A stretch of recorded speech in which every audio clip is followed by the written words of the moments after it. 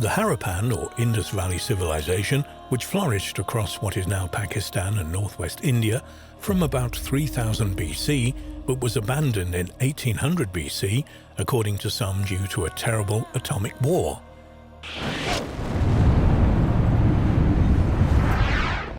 The Indus Valley was thought to be the earliest civilization in the area, but over recent years, discoveries have been made which indicate the existence of a civilization on the Arabian Sea coast of India as far back as 8,000 to 10,000 years ago.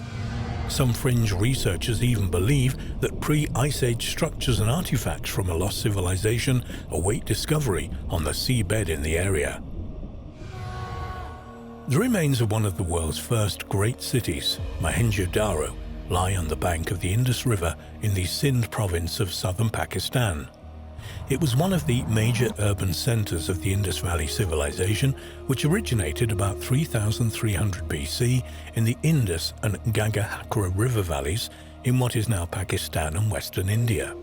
Around 1,000 towns and settlement sites of the Indus civilization have so far been discovered, with the main sites being the cities of Mohenjo-Daro and Harappa, located 400 miles north of Mohenjo-Daro, and the coastal site of Lothal. Traces of the Indus civilization have been discovered as far north as the Himalayas and northern Afghanistan, and as far south as Mumbai, Bombay. During its peak period between 2600 and 1900 BC, it has been estimated that the Indus civilization may have had a population of as much as 5 million. Located on the lower Indus, surrounded by a fertile floodplain, Mohenjo-Daro must have been an extremely prosperous city, controlling the trade routes based on the river network. Signs of change at Mohenjo-Daro began to appear in the material culture of the city after 1900 BC, and within 100 years, Mohenjo-Daro was abandoned as the Indus Valley civilization declined. Some bizarre claims have been made surrounding the supposed destruction of Mohenjo-Daro. Without doubt, the most extreme theory is that it and other cities of the Indus civilization were destroyed by ancient atomic warfare. Cited as evidence for this are facts from the skeletons found at the ancient city were highly radioactive, comparable with those from Nagasaki and Hiroshima, and that many of these skeletons were sprawled in the street, some holding hands, as if some instant horrible doom had taken place. The supposed discovery of a heavy layer of radioactive ash in Rajasthan, India, which covers a 3-square-mile area, is also given in the support of the claims of ancient atomic warfare. In his 1970 book, Gods from Outer Space, Eric von Daniken says that the old Indian and Tibetan texts in particular teem with science fiction weapons. I am thinking of the divine lightning and ray weapons, and of the texts that seem to be referring to bacteriological weapons. Another source which probably added to the myth is the Vaimanika Shastra, Science of Aeronautics, which first appeared in English in 1973, translated by G.R. Joshier. This supposedly ancient Sanskrit text discusses the construction of vimanas, mythical self-propelled aerial vehicles described in the Sanskrit epics. Recent research into this text has, however, shown that the manuscript was actually written sometime between 1918 and 1922, though this has not prevented it having a significant influence on proponents of the theory that vimanas were real ancient flying machines, probably used for ancient aerial warfare. From here it is but a short step to ancient nuclear destruction.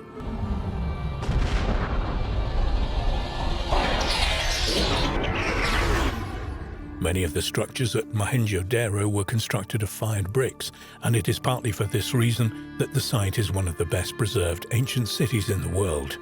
In fact, The walls of some of the structures still stand 10 feet or more high, pretty impressive after a nuclear destruction.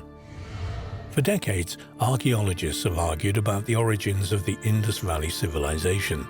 In 2001, new findings by Indian scientists from the National Institute of Ocean Technology working in the Gulf of Cambay suggest that the Harappans were descended from an advanced mother culture that flourished at the end of the last ice age, that was then submerged by rising sea levels before history began. In 2001, the remains of a huge lost city were located 118 feet underwater in the Gulf of Cambay off the western coast of India. A year later, further acoustic imaging surveys were undertaken and evidence recorded for human settlement at the site, which included the foundations of huge structures, pottery, sections of walls, beads, pieces of sculpture, and human bone. One of the wooden finds from the city has given a radiocarbon date of 7500 BC, which would make the site 4000 earlier than the oldest known civilization in India. Research is ongoing at this fascinating site, which, if the dates are proved correct, may one day radically alter our understanding of the world's first civilizations. Researcher Graham Hancock, author of the 2002 book Underworld: Flooded Kingdoms of the Ice Age, believes such discoveries vindicate his long-held beliefs about the existence of highly advanced civilizations throughout the world in prehistoric times and their obliteration from the historical record by a huge catastrophe over 10,000 years ago. Hancock commented on how the discoveries in the Gulf of Cambay fitted in nicely with his theories. In India, new evidence from the bottom of the sea is showing substance to the myth. This in the Gulf of Cambay in northwest India. In late 2001, scientists conducting pollution studies made an astonishing accidental discovery. 25 miles from shore, at a depth of 120 feet, they picked up traces of an ancient city covering a large area of the seabed. The discovery threatened to overturn everything that archaeologists believed about the origins of civilization. They found a city the size of Manhattan with massive walls and plazas, and man-made objects from the submerged cities have yielded carbon dates up to 9,500 years old. That's 5,000 years older than any city discovered by archaeologists anywhere. It means we are dealing with a civilization lost at the end of the Ice Age, perhaps even one of those that the flood myths speak of, which flourished before history began. The conclusion drawn by the geologists who found the site was that the remains constituted a prehistoric civilization that was the forerunner and model to the subsequent advanced Harappan civilization known to history. They believed that the prehistoric metropolis of Cambay was in existence from about 13,000 BC to around 3000 BC, making it the most ancient and largest city civilization not only in Asia but also the entire world. For them, it's at least 7,500 years older than the oldest Mesopotamian city civilization. A certain Dr. Badrinyaran, chief geologist of the team, also put forward the rather extreme unscientific theory that strong evidence supports the presence of humans from at least 31,000 BP, who were evolving and developing and formed a great hitherto unknown civilization that was submerged by the flood, giving credence to local and global flood myths. There has been considerable controversy over these discoveries and their dating. Critics noted that the team who found the ancient remains were geologists and not archaeologists, and therefore had no experience with investigating archaeological sites and dating archaeological material. The single early date of 7595 BC obtained from the remains comes from one single C14 dating. Normally, several C14 dates have to be obtained from objects from the same context to be certain of the date. Claims of the existence of these submerged city-like structures have also been disputed, with some archaeologists maintaining they are natural, not man-made. The same is true of the stone artifacts recovered from the site, which many researchers believe are merely natural stones or rocks. The pottery recovered, for example, is merely drenched-up casts of tube worm tunnels from the ocean floor. At the University of Pennsylvania in the US, archaeologist Gregory Possell, who has excavated a number of Harappan sites in India, points out that there is no scientific reason to believe that the fossilized wood piece was dated back to 7500 BC and is linked to the ruins in the seabed. Taking into account the strong tidal movement in the area, it could easily have been swept from elsewhere. Other archaeologists don't think it possible that organic matter would have survived for thousands of years in the ocean, thus making it extremely unlikely that finds from the site would contain anything that could be carbon dated. Despite the claims of Hancock and the National Institute of Ocean Technology, nothing has been published from the site since its discovery in 2001. Neither have the artifacts from the site been made available to outside investigation. In fact, nothing at all has been heard of these supposedly amazing discoveries in the Gulf of Cambay for at least 10 years. Taking all of this into account, it does indeed seem that the story of a 9,000-year-old sunken city is just another wild claim made by dubious researchers and completely rejected by the legitimate archaeological community.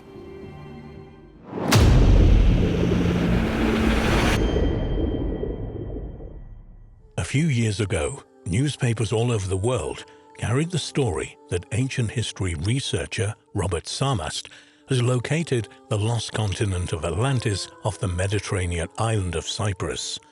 Sonar scanning apparently revealed man-made structures in the water around the island, 1 mile beneath sea level.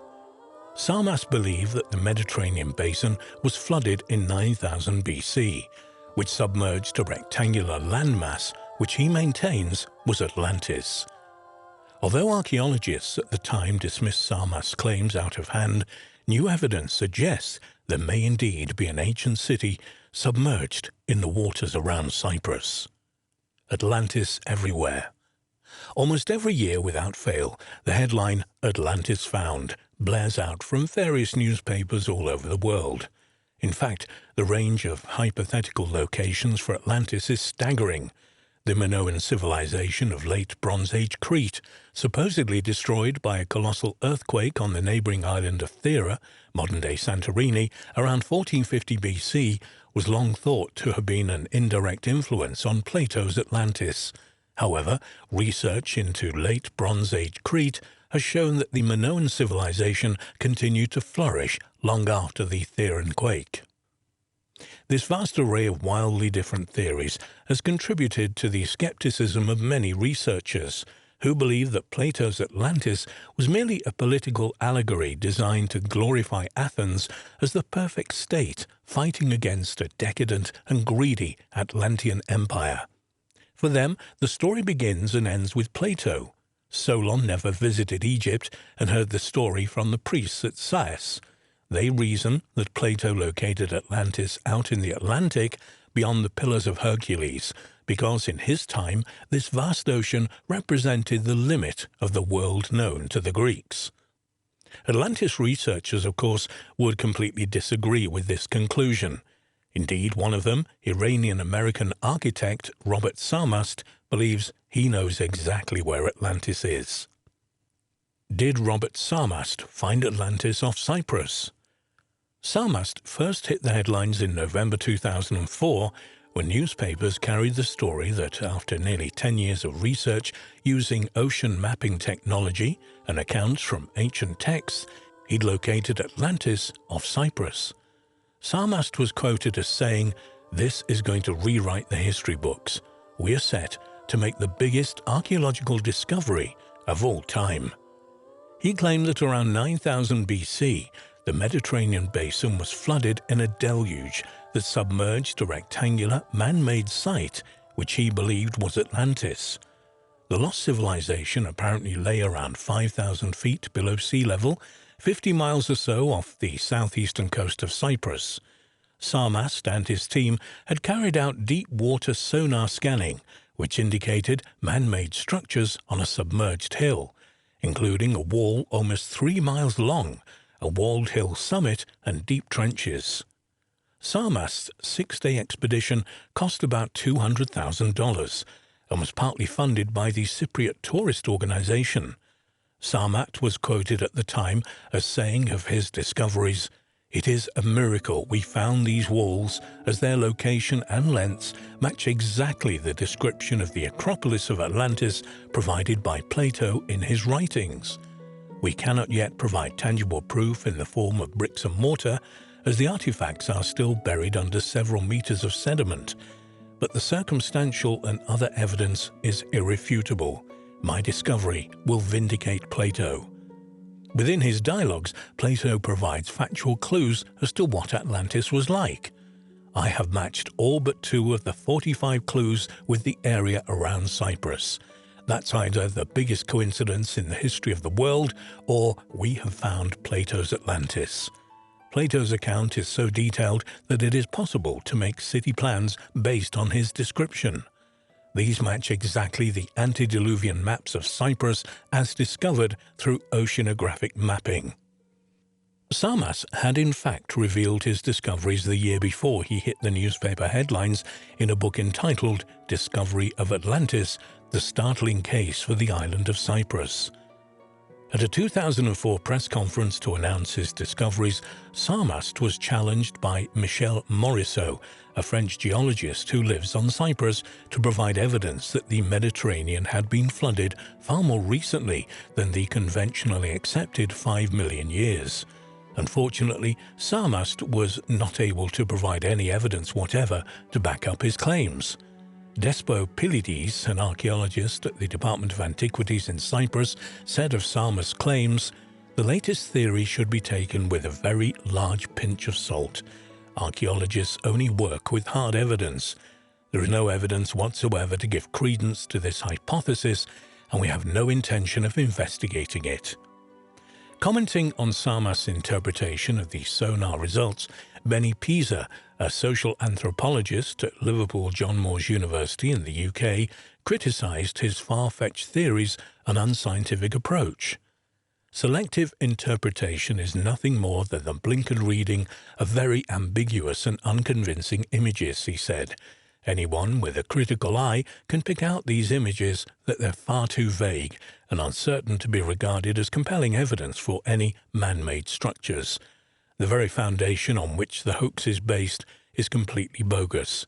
According to his theory, Mr. Sarmast claims that the Mediterranean basin was flooded in a deluge at around 9000 BC, which submerged a rectangular landmass he believes was Atlantis. The problem is, there is no evidence whatsoever for any large-scale flooding of the Mediterranean basin at that time. Not to be deterred, Sarmast organized a second expedition to the site in 2006, but results of the work were inconclusive. He returned to Cyprus in June 2011 to film a documentary in support of his Atlantis theory. He again had the backing of the Cyprus Tourism Organization as well as the History Channel, together with a number of private investors. However, Sarmast appears to have made no further discoveries at the supposed site of Atlantis, and nothing has been heard from him on the subject since 2013. New discoveries off Cyprus. However, the theory that ancient Atlantis may lie submerged in the waters off Cyprus does not seem to be dead yet.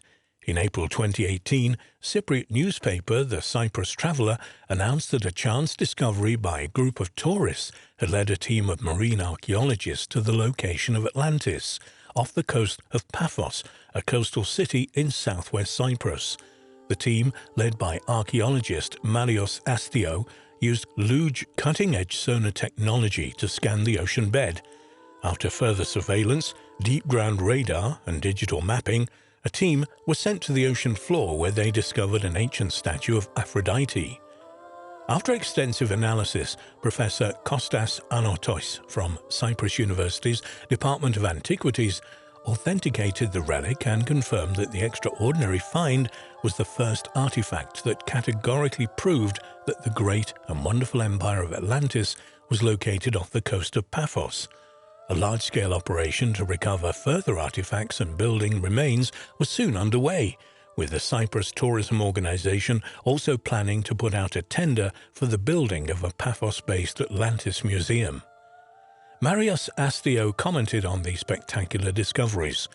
Over the centuries, there's been heated debate over whether Atlantis was a mythical or historical location, with hundreds of archaeologists and geologists searching for its location.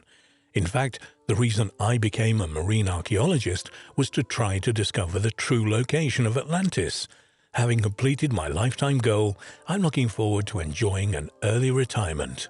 He added, "I was astounded when I heard that Astio and his team had discovered the location of the lost city of Atlantis, mainly because my great-grandmother always used to tell us Atlantis could be found at that exact spot in the ocean. No one listened to her, of course. It seemed the old bird was right."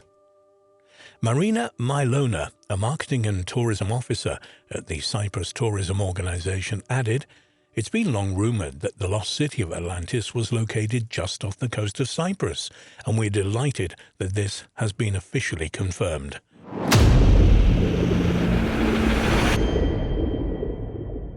Researchers at an Irish university have claimed that they have found proof that Ireland is the lost land of Atlantis.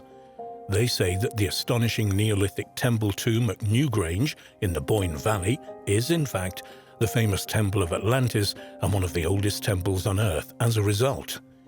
The researchers state that Atlantis Island was devastated by a huge tsunami triggered by a comet that hit Earth over 11,000 years ago.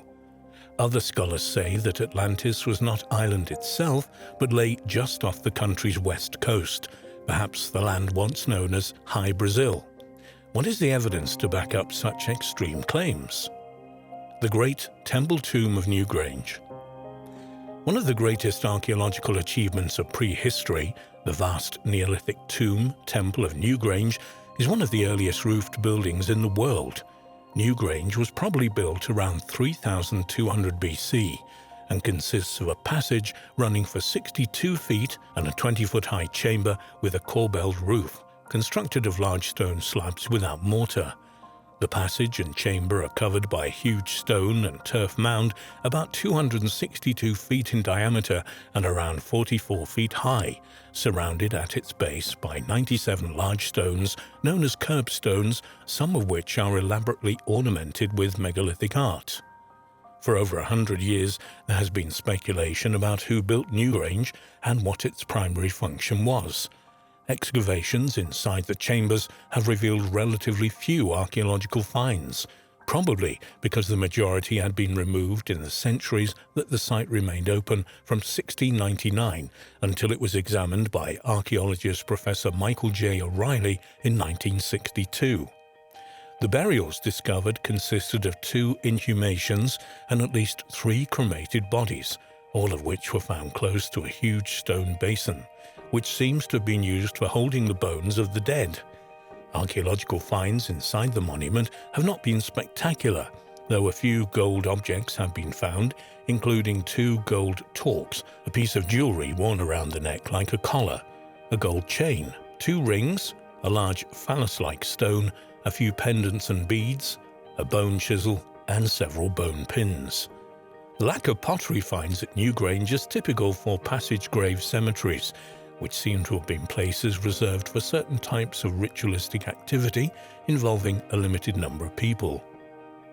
The entrance to the Newgrange passage tomb consists of a doorway composed of 2 standing stones and a horizontal lintel. Above the doorway is an aperture known as the roof box or light box. Every year, shortly after 9 a.m. on the morning of the winter solstice, the shortest day of the year, the sun begins its ascent across the Boyne Valley over a hill known locally as Red Mountain. The name possibly originates from the color of the sunrise on this day. The newly risen sun then sends a shaft of sunlight directly through the Newgrange light box, which penetrates down the passageway as a narrow beam of light, illuminating the central chamber at the back of the tomb. After just 17 minutes, the ray of light narrows and the chamber is once more left in darkness. This spectacular event was in fact not rediscovered until 1967 by Professor Michael J. O'Reilly, though it had been known about in local folklore before that time. In fact, the monument was known locally as the Cave of the Sun. The Newgrange lightbox reveals in spectacular fashion the knowledge of surveying and basic astronomy possessed by the Neolithic inhabitants of the area. It also illustrates that for the people who aligned their monument with the winter solstice, the sun must have formed an important part of their religious beliefs. But some researchers think that Newgrange was something else entirely, no less than a temple of Poseidon in ancient Atlantis as described by Plato. Iceland as Atlantis. According to Swedish scientist Ulf Erlingsson, the mythical sunken island of Atlantis was actually Iceland. He bases his claim on the geographical details described by Plato in his original account of Atlantis in 360 BC, linking it to the story of Dogger Bank, a shoal off the coast of England that was sunk by a tidal wave in 6000 BC. Erlingsson described his theory in his 2004 book Atlantis from a Geographer's Perspective, Mapping the Fairyland. In January 2020, an organization calling itself Keystone University, which described itself as a new type of university that provides the best educational seminars on the planet, released a video on YouTube claiming that Iceland was ancient Atlantis. The organization claims on its website, Atlantis was a megalithic mother culture, an island in the Atlantic Ocean of seafaring people during the Stone Age. Our team have undertaken the largest ever investigation into the legend and have compiled overwhelming proof that the legend of Atlantis is loosely based on Stone Age Iceland. Our findings go completely against mainstream opinion and revolutionize human history. Our work will stand up to the highest levels of scrutiny, and we aim to have our work independently verified by impartial experts. Keystone University is not a real university. Its curriculum consists of brief seminars, 3 per year. One involves improving one's mental faculties, another concentrates on business skills, and the third is about ancient mysteries, including Atlantis and human evolution.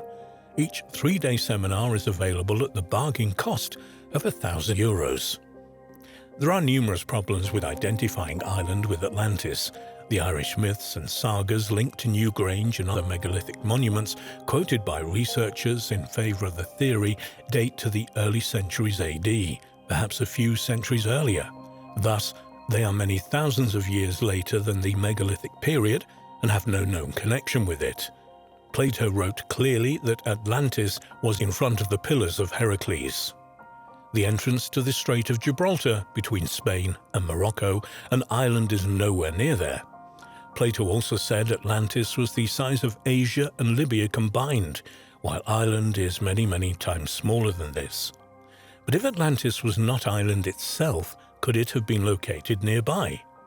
High Brazil is a mythical island that is said to have once existed and may still exist in the Atlantic Ocean off the west coast of Iceland.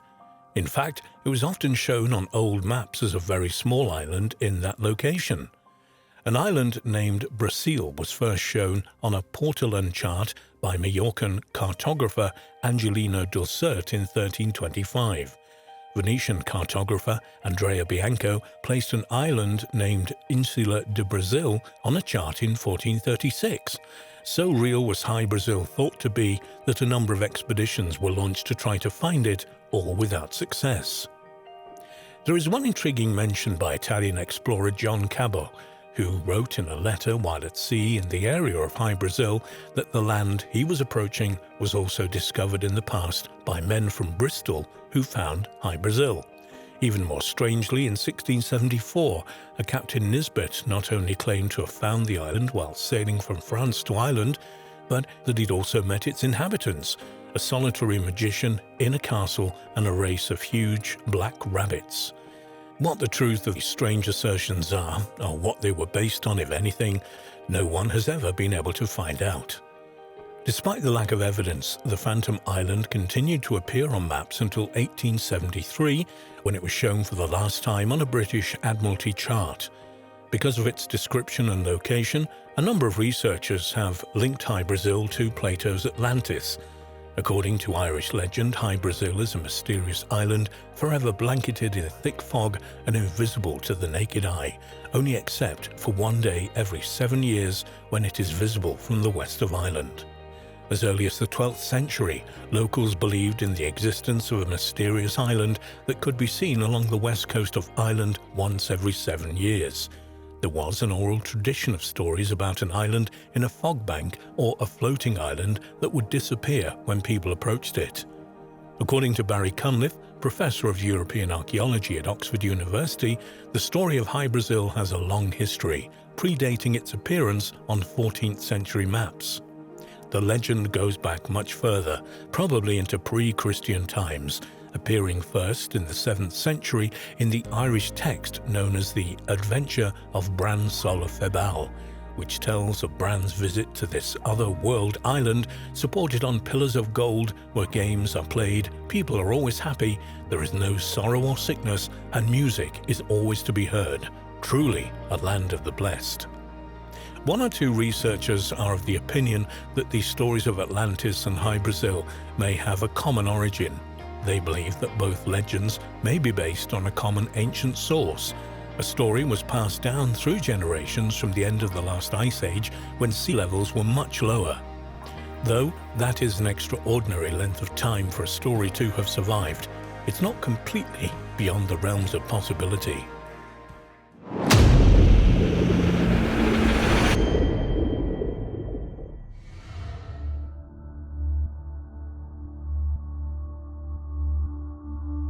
Some researchers believe that a map of Atlantis created in the 16th century shows Atlantis was in fact South America. They reason that if this was the case, the culture of the Aztecs, Maya, and other Central and South American cultures were directly influenced by the inhabitants of Atlantis.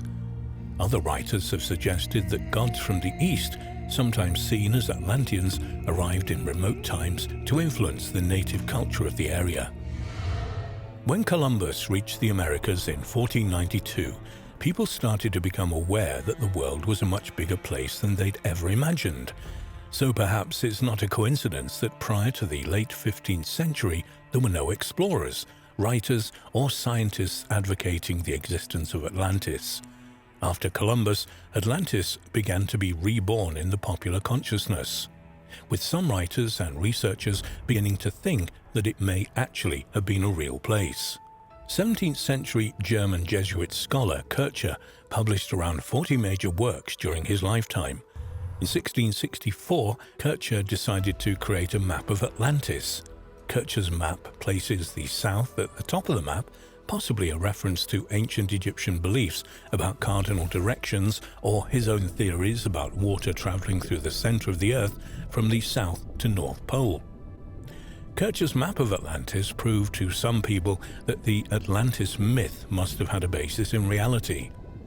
Where the shape of Kircher's Atlantis came from is somewhat of a mystery. Kircher himself stated that it was based on Egyptian maps and the writings of Plato, while other records claim that he found an ancient map in archives somewhere and copied it. Others allege that he borrowed the map's image from contemporary depictions of South America. It certainly matches closely Abraham Ortelius's map of South America published in 1592, though turned upside down. One of the results of the similarities of Kircher's map with that of the outline of South America was to influence some writers and researchers to look for traces of Atlantis in the Americas. Over the years, a number of researchers and authors have put forward the idea that Plato's mythical Atlantis was located in the Americas. They reason that the continent matches the vast proportions of the Atlantic island described in Plato's work, and that the ancient Greek author was somehow aware of its existence on the other side of the Western Ocean, perhaps through trader stories. Beginning in the 19th century, various writers proposed that the Toltecs and the Aztecs were members of the Nahuatl race, which originated in Atlantis. When Atlantis submerged in the Atlantic, they migrated to North America and eventually to the Valley of Mexico. The language that was spoken by the Aztec and Toltec peoples of Mexico has often been put forward as an explanation for the word Atlantis. Indeed, some researchers believe that the word Atlantis has an origin in that language. The word Atlan combines atl, meaning water, with tlan, which can mean into, under, or in. So Atlantin could mean in between the water or the water in between. According to 5th century BC Greek historian Herodotus, a Phoenician expedition circumnavigated Africa sometime between 610 and 595 BC. The ancient historian Diodorus Siculus states that Phoenician ships traveled as far as the Canary Islands, Madeira, and the Azores.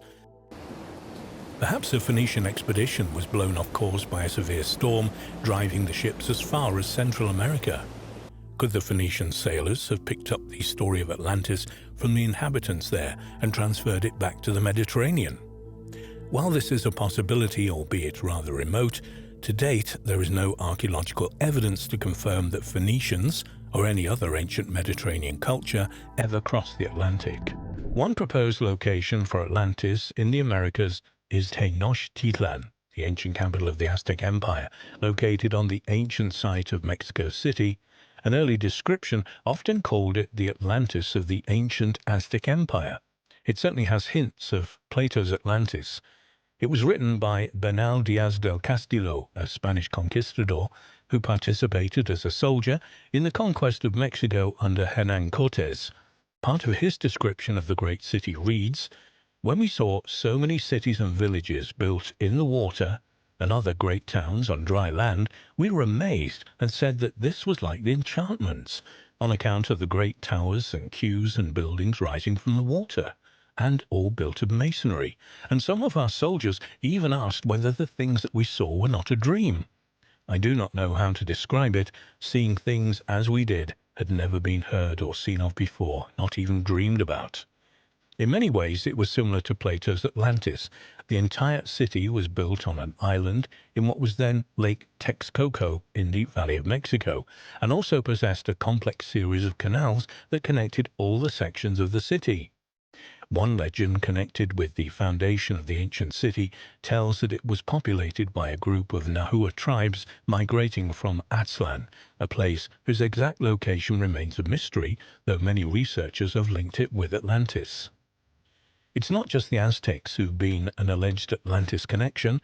In his 1973 book, Atlantis, Mother of Empires, author Robert B. Stacy Judd wrote that the Mayan civilization had arrived in Central America as the last significant surviving group of the fully developed Atlantean Empire from the Antilles. The Mayan books Chilambalam and Popol Vuh state that the first inhabitants of the Yucatan were the Chans coming from the east in 219 AD. The Spanish bishop Diego de Landra arrived in the Yucatan shortly after Cortés, and he said that the Maya told him that their ancestors had come from the east. Spanish writers of the 17th and 18th centuries concluded that the Olmecs had preceded the Toltecs and that they had come from the east, perhaps from Atlantis. In the mid-19th century, the Abbé de Brasbourg, a Catholic priest and journalist, apparently gained access to official records in Mexico City. From these records, he learned that Atlantis was the true cradle of civilization, disappearing in a cataclysm in 9937 BC. He believed that the culture and society of Atlantis was continued by the ancient Maya civilization and that there were extensive parallels between the Maya and Egyptian pantheons and cosmologies due to the fact that they had both had an origin on the lost continent of Atlantis. From perusing the archives, he put together a theory that the Atlantean continent had originally occupied the Gulf of Mexico, extending into the Caribbean Sea as far as the Canary Islands. It had been destroyed in several disastrous cataclysms between 9937 and 10,500 BC, though succeeding upheavals restored parts of the Yucatan, Honduras, and Guatemala. In his book published in 1862, he wrote that Atlantis, as described by Plato, had existed with a high level of civilization long before the beginning of civilizations in Europe and Asia. He also put forward the idea that the origins of European and Persian words could be traced back to indigenous languages of the Americas. He even suggested that Latin languages were derived of Quiche Maya, and the myth of Quetzalcoatl could be traced to Plato's Atlantis. Atlantis has not been the only civilization put forward as being a civilizing influence on ancient Central and South American cultures.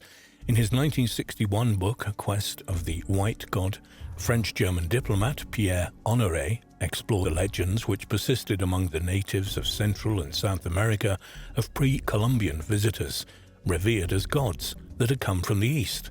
He concluded that the most important cultural and political influences on the Inca, Mayan, Aztec and other pre-Columbian cultures were contributed by traders from the ancient Mediterranean world, most especially from Crete. According to Honoré, white-skinned Bronze Age Minoans interacted with Native Americans and brought a system of science and engineering, gave them their legal codes, and helped them achieve a high level of civilization. The Minoan culture on Crete was at its peak between 1700 and 1450 BC, with the great city of Knossos and the surrounding settlement having a population of perhaps as many as 100,000. There is no evidence that all the Minoans had any connection with peoples outside the Mediterranean, never mind across the Atlantic in Central America. Critics of Honoré's work correctly point out that it was racially insensitive and that the list of gifts bestowed on the Central and South American native populations was uncannily similar to that the French claimed to confer on the colonized peoples of Africa, Asia, and the Pacific, even as their empire was collapsing.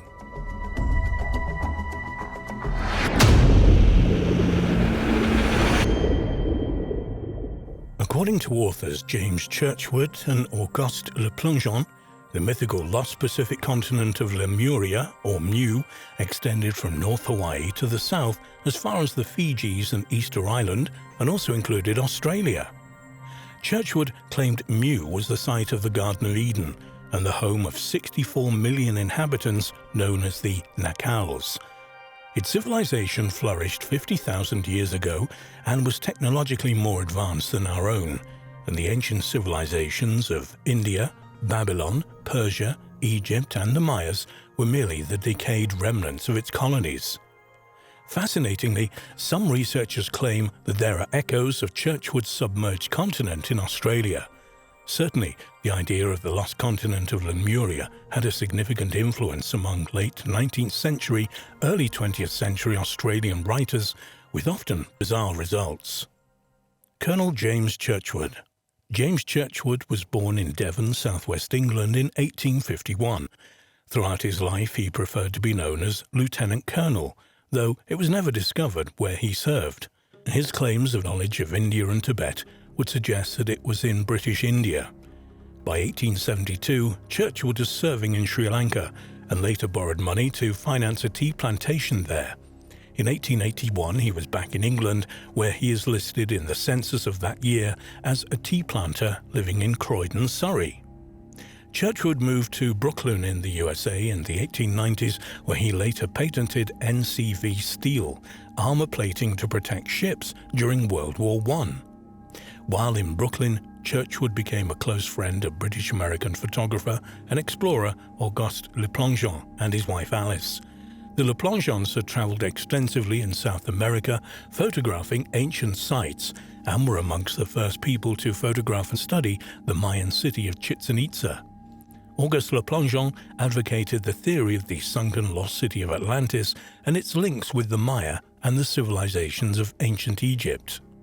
Unfortunately, Auguste Le Plongeon's credibility was badly damaged by his attempted translation of a Mayan book known as the Troana Codex, also known as the Madrid Codex. In his books Sacred Mysteries Among the Mayans and Quiches, 1886, and Queen Mu and the Egyptian Sphinx, 1896, Plongeon interpreted part of the text of the Troana Codex as revealing that the Maya of Yucatan were the ancestors of the Egyptians and many other civilizations. He also believed that an ancient continent, which he called Mu, had been destroyed by a volcanic eruption, the survivors of this cataclysm founding the Mayan civilization. Plongeon equates Mu with Atlantis and states that a Queen Mu, originally from Atlantis, traveled to Egypt, where she became known as Isis and founded the Egyptian civilization. However, Plongeon's interpretation of the Mayan book is considered by experts in Mayan archaeology and history as completely erroneous, indeed much of which he interpreted as hieroglyphics turned out to be ornamental design.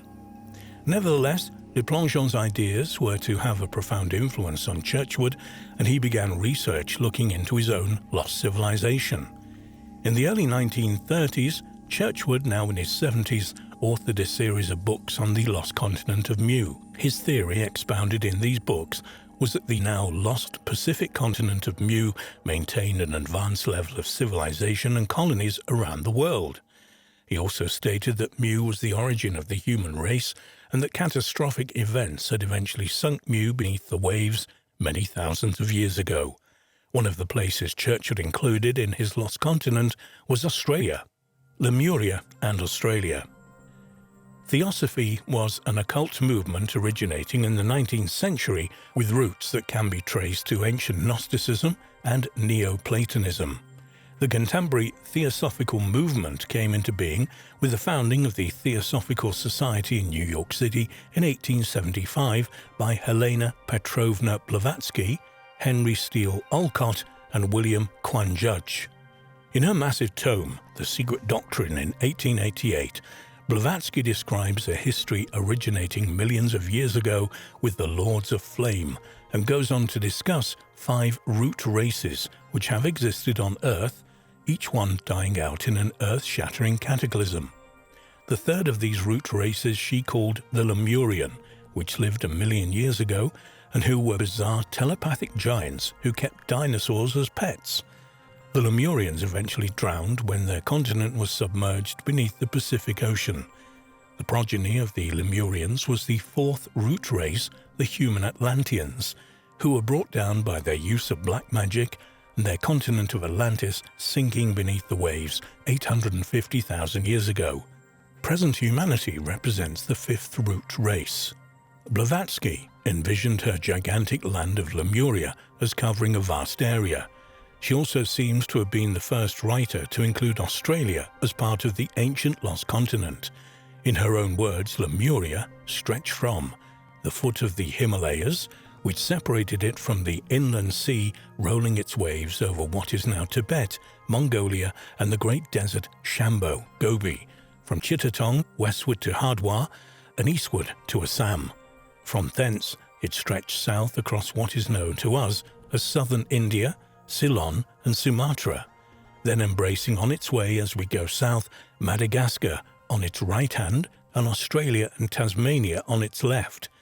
It ran down to within a few degrees of the Antarctic Circle when, from Australia, an inland region on the mother continent in those ages, it extended far into the Pacific Ocean.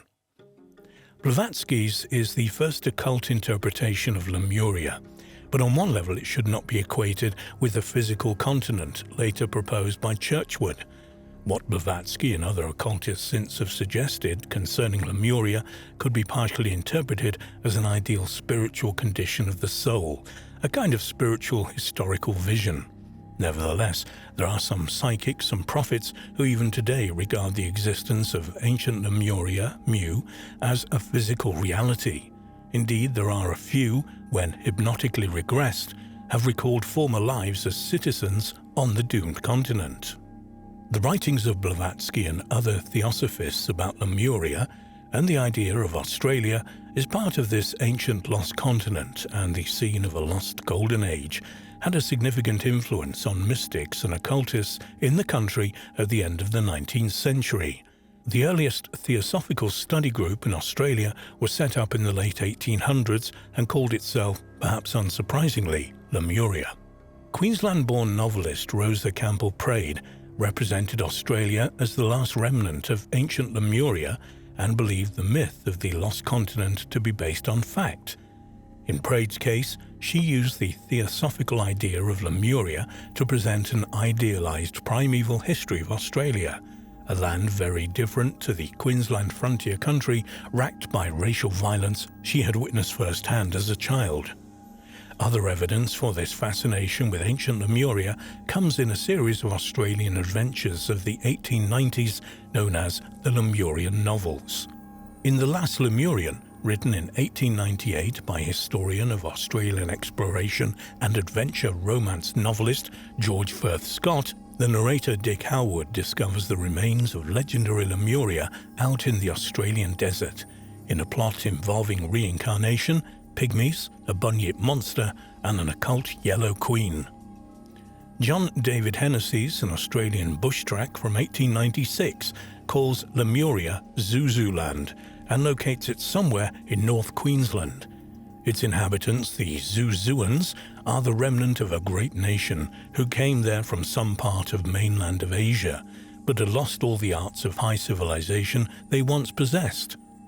The Lost Explorer from 1890 by James Francis Hogan has Lemuria as Malua, located in the centre of Australia and ruled by the cannibalistic queen Mokata, the last survivor of a superior race that once lived in the interior of the great southern continent.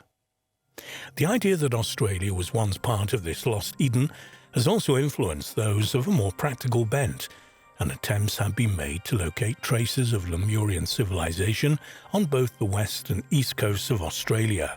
They reasoned that, if Lemuria had really existed, and the natural catastrophe that destroyed it actually took place, there should be at least some remains of this cataclysm in Australia and New Zealand.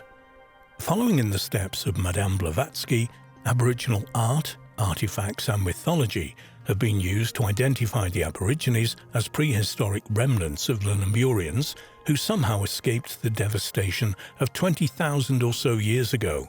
Some researchers believe Australian Aborigines have preserved knowledge of the original Lemurian disaster in their myths and folklore. However, the Aborigines of Australia had already been established on the continent for at least 30,000 years at the time of the supposed destruction of Lemuria. It's genuinely accepted that Australian Aboriginal peoples originally migrated from what is now Malaysia, Singapore, Brunei, East Timor, Indonesia and the Philippines, and have been in Australia for at least 45,000 to 50,000 years. In fact, Australian Aboriginal peoples have perhaps the longest continuous cultural history of any people on Earth, so the theory of them having a Lemurian origin does not hold water.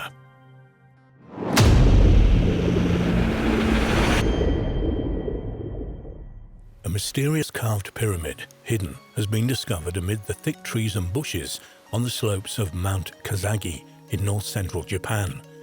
Local folk belief connects the structure with a giant white snake that is said to reside within it. Some researchers believe this strange pyramid and other unexplained ancient remains at Atami, southwest of Tokyo, are surviving testimony to an Atlantean civilization who travelled over the Earth in the remote past. Atlantis. The magical lost land of Atlantis has captured the imagination of poets, scholars, archaeologists, geologists, occultists and travellers for more than 2,000 years. The notion of a highly civilized advanced island civilization, which flourished in remote antiquity only to be destroyed overnight by a huge natural catastrophe, has inspired believers in the historical truth of the Atlantis tale to search practically every corner of the earth for remnants of this once great civilization.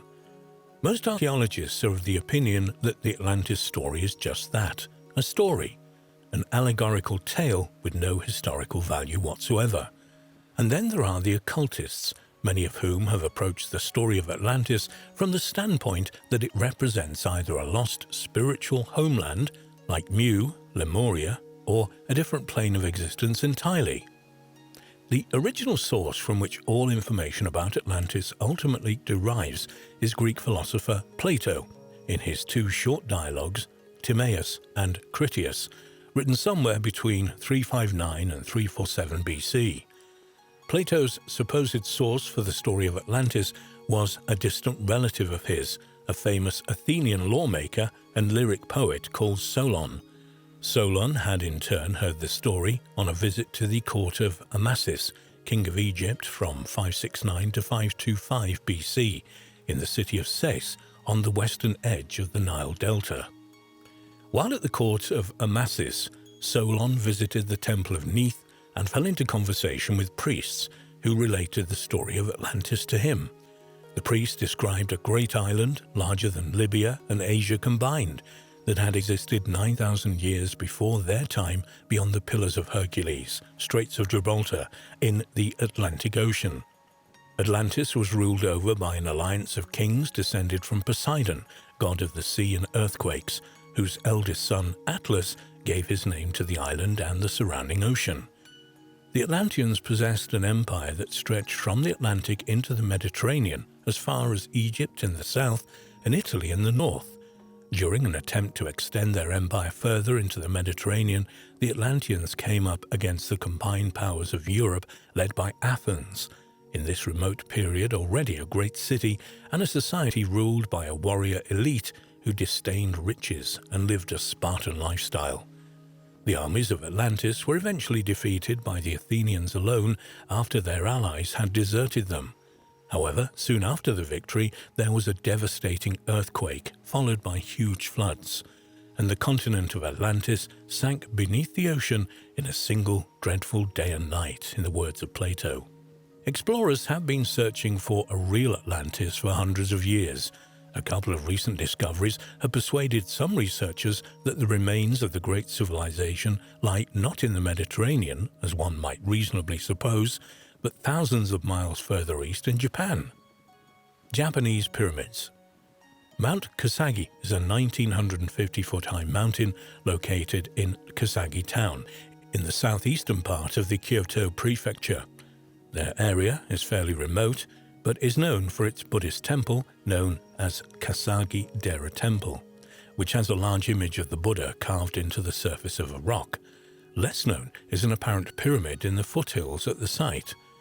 There isn't a lot of information available on the fairly small structure, but it has apparently been constructed from a single massive piece of granite, weighing approximately 9 tons. There are no markings anywhere on the pyramid or any indication as to who, if it is not merely a natural rock, fabricated it. One or two researchers have linked the structure with the pyramids of ancient Atlantis, believing it may be a relic left by Atlanteans who visited the area many thousands of years ago. There are no similar stones to be found anywhere around it, though there are reports of 4 other similar stone structures spaced 330 feet apart on the ridge of Mount Kasagi, 3 of them forming a triangular shape. One interesting fact concerning these pyramid-like stones is that the area is extremely rich in prehistoric rock art, which may indicate that it was seen as sacred in antiquity and was visited by some kind of ancient priesthood to perform rituals. Possibly handed down from Atlantean refugees, were performed at the pyramid as well. In an ancient ritual annually performed at the site, an offering of eggs is left at the pyramid for the serpentine spirit of the place, a sacred snake said to dwell at the site. Myths concerning sacred snakes and offerings of eggs are unknown elsewhere in Japan, or indeed Asia. But there are similar myths from Egypt concerning the eternal serpent called Neith or Onuphis, On meaning sun, Ophis meaning serpent. Neith was frequently depicted as a serpent thrusting an egg from its mouth, while Ra himself was often worshipped as the egg within the serpent's coil. Some researchers have equated the serpent powers of Neith with the Benten, the Japanese Buddhist goddess of Mount Kasagi. The myth of Benten calls her the Lady of the White Serpents and describes her arrival in Japan after traveling across East Asia sometime around 1300 years ago. Her shrine in Shirahama, located deep in the rock caves of Sandabeki, is associated with water and the unconscious. A further connection to ancient Egypt is suggested by some researchers in the similarity between the name Benten and the Egyptian Benben, an Egyptian bird of immortality, akin to a phoenix. The Benben stone is an object found in the mythology of the country. This fabled stone is said to have once been kept in a shrine within the compounds of the temple dedicated to the deity Atum in Heliopolis. Coincidentally or not, when considering the Japanese pyramid connection, the Benben stone is also an architectural term given to the tip of an obelisk or the capstone placed on top of a pyramid. Atami Atlantis. Whilst there have been no more of these miniature Atlantean-type pyramids found so far in Japan, there are other connections with ancient Atlantis. One of them can be found in the area of the city of Atami, at the northeastern base of the Izu Peninsula, less than an hour west of Tokyo. The city actually occupies the crater of the extinct volcano Mount Atami. The surrounding hills are the remains of the crater wall, which has been drowned by the sea to the east. Atami's mild and warm climate, scenic seascape, and hot springs have made it a favored resort since the 5th century AD. Noting its position inside an extinct volcano almost half beneath the sea, and the name Atami, some researchers believe that the city may have had a connection with Atlantis in prehistoric times. However, although some writers have claimed that the word Atami has no meaning in the Japanese language, it in fact means hot ocean, a reference to the town's famous onsen hot springs. One or two have even posited that an ancient volcanic eruption of Mount Atami and the destruction of a prehistoric city on the site may have in fact been the origin of the Atlantis story. They posit that refugees from the fabled land were forced to leave Atami and relocate elsewhere in Japan, probably to the coast of the Japanese island of Yonaguni, where there are a series of mysterious rock formations which some believe to be the remains of Atlantean structures. Marine geologist Masaki Kimura believes the ruins of a city off the coast of Yonaguni Island on the southwestern tip of Japan could even be the lost land of Atlantis, or even Mu, a Pacific equivalent of the tale of the lost city of Atlantis. Kimura, a professor at Ryukyu University and the chairman of the non-profit Marine Science and Culture Heritage Research Association, said, "Judging by the design and the disposition of the ruins, the city must have looked just like an ancient Roman city. I can envisage a triumphal arch-like statue stood on the left of the Colosseum and a shrine over the hill." Kimura believes the submerged city had a castle, a shrine, an arch, statues, and a Colosseum. He said, "In my estimation, the castle was situated right in the middle of the city. And though not as big as the castle and a lot of ruins, Kimura believes the city was sunk in an earthquake 3,000 years ago." Perhaps unsurprisingly, many scientists dismiss this claim, saying the ruins can be explained by natural phenomena such as tidal or volcanic activity. Perhaps the most significant objection to Kimura's theory, however, is that no ancient artifacts such as clay pots or weapons have ever been found in the vicinity of the rock formation to prove that humans had once been present there. Kimura, however, remains positive and determined to prove his theory, saying, "I'm getting close to a conviction that this is a mysterious civilization lost in a